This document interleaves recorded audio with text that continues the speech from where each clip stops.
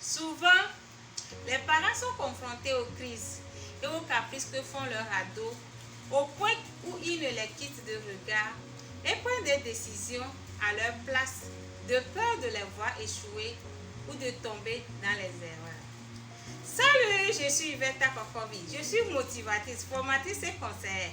Bienvenue sur ma chaîne. Aujourd'hui, nous allons apprendre à responsabiliser nos ados en réussissant à les développer en adultes. Tout d'abord, il faut savoir que l'adolescence est une étape de turbulence temporelle normale qui se situe entre 11 et 25 ans. En cette période, votre enfant est perturbé. Vous allez observer d'énormes transformations dans sa vie. Il aura des sauts d'humeur, tantôt en joie, tantôt triste. Il serait fatigué. Il va vouloir dormir. Il va réclamer plus d'autonomie et de droits. Il va juger vos propos de vétus, de dépassés et d'anciens. Il va expérimenter beaucoup de choses en mode et en tenue. Il va faire des fréquentations d'amis. Il va se dire tout connaître.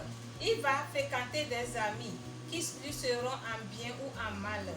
Il va se mettre des fois en danger. Il va s'opposer aux propositions de ses parents. Ceci à cause d'énormes quantités d'hormones sécrétées par les glandes. Maintenant, comment responsabiliser son ado? Responsabiliser son ado est tout à fait normal, puisque votre enfant est appelé à grandir un jour et à devenir un adulte. Autant prendre conscience en même temps afin de faire de lui un homme de valeur et responsable. Comment le faire en quelques points? Premier point, restez en retrait et observez l'enfant. Il faut que votre ado se prenne en main. Deuxième point, laissez votre ado prendre les décisions. Et si à partir de cette décision, il commet certaines erreurs, laissez-le corriger également. Mais si vous jugez certaines décisions de dangereuses, opposez-vous afin d'éviter l'irréparable. Troisième point, il faut parler de façon respectueuse à votre ado. Il ne faut pas se dire qu'il est un enfant. Lorsque vous lui parlez de façon respectueuse, il apprend automatiquement. Et au fur et à mesure que vous évoluez, il appliquera à son tour. Et de là, il grandira. Il prendra conscience. Quatrième point, discutez toujours avec votre ado pour connaître ses intentions, ses projets et ses désirs, afin de lui donner plus d'autonomie et accorder-lui le bénéfice du doute. L'expérience est le meilleur conseil.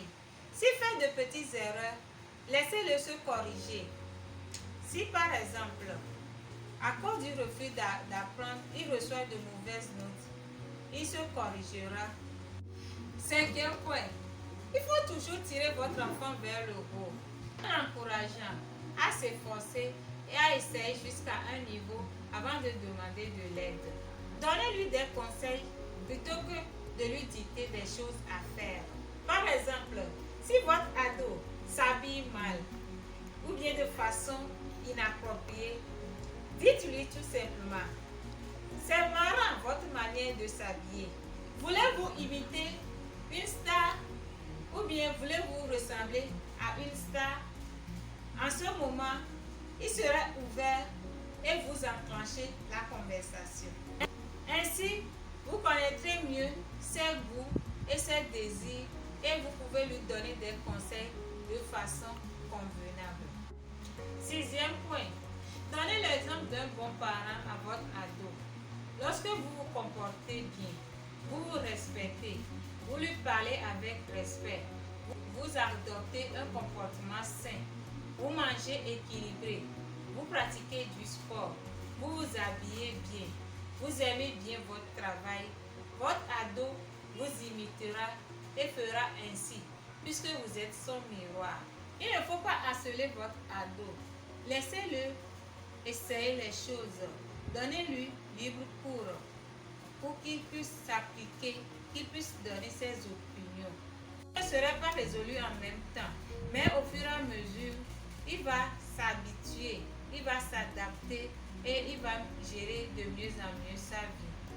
Les choses vont s'améliorer au fur et à mesure que vous évoluez. Il vous épargnera du stress et deviendra plus responsable. Que vous aujourd'hui, je crois que vous en avez appris énormément. Si vous avez aimé le sujet, n'hésitez pas à liker, à partager et à vous abonner.